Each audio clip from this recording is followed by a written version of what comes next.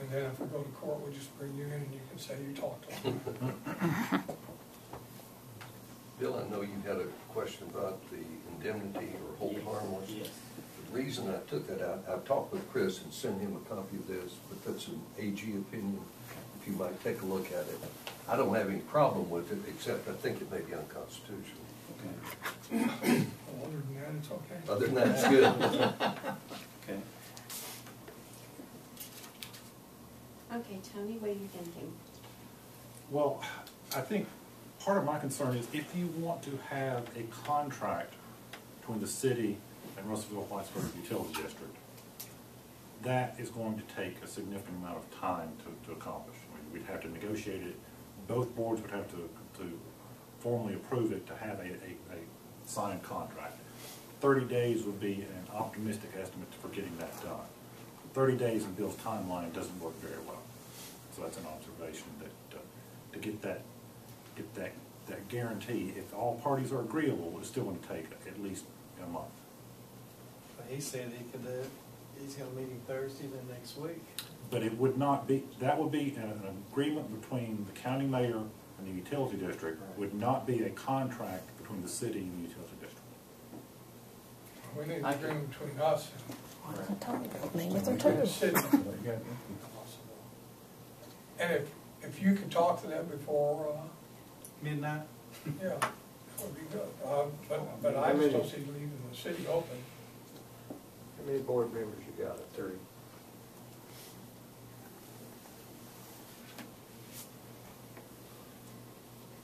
So Tony, with that said, are you thinking we should leave it on the agenda or take it off at this point?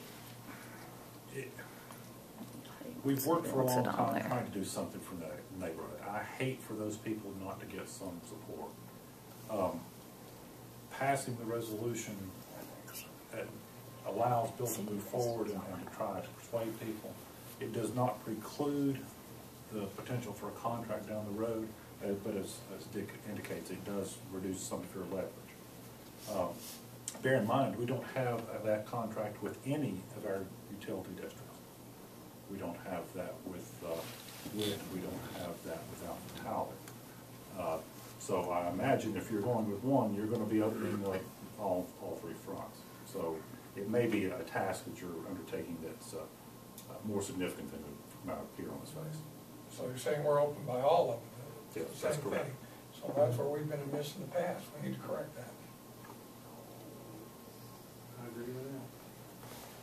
Just because we've done it in the past doesn't mean we need to continue. Would you all be open to a called meeting?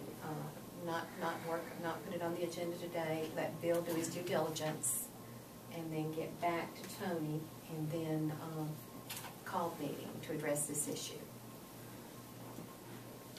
If we don't have an agreement with everybody else at this point in it, it's going to be a gentleman's agreement at this point in the game anyway. It's going to prevent Bill from being able to get the project completed. You're talking about 22 customers. How much money can you lose on 22 customers? Depends on how long they don't pay.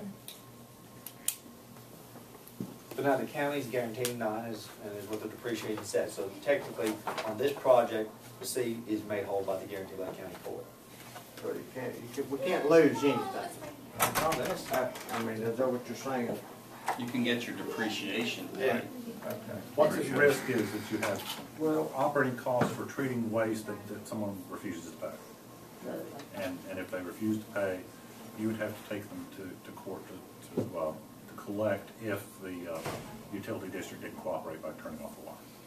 I guess my argument would be that based on the history with Russellville, even though there have been some times where collecting from some customers has been difficult, you've got less than 10% who are not current.